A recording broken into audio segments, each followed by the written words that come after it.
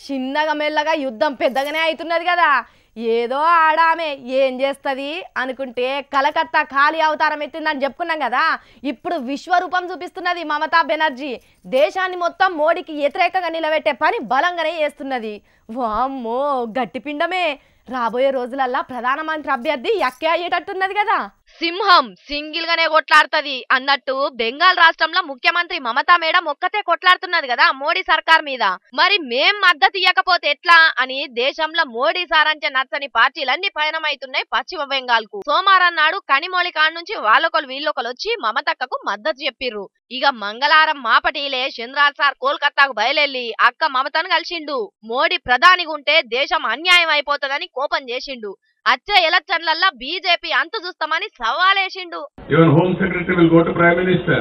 Even my DG or my Commissioner is working under me. He has to follow what all I say. As long as I am the Chief Minister. See the Chief Minister of State of West Bengal as on today. Nobody can dictate terms. We are very clear on that. Even Commissioner Polling, you want to take action. That means all IAS officers you want to control. You cannot control. ఇక అక్క మమతను చూసిర్రా ఎంత సంబరంగా ఉన్నదో అస్సలకే షెట్ అంత మనిషి చంద్రాల్ sir వచ్చి మద్దతిస్తే మరుత్తగానే ఉంటదా పులి బెంగాల్ పులి లెక్క గాండ్రించింది మోడీ సార్ అమిత్ షా సార్లా అంతు చూస్తానని అదరగొట్టింది When we started this dharna because of this serious situation, we consulted all the political parties. After that, they gave us full support. They extended full support.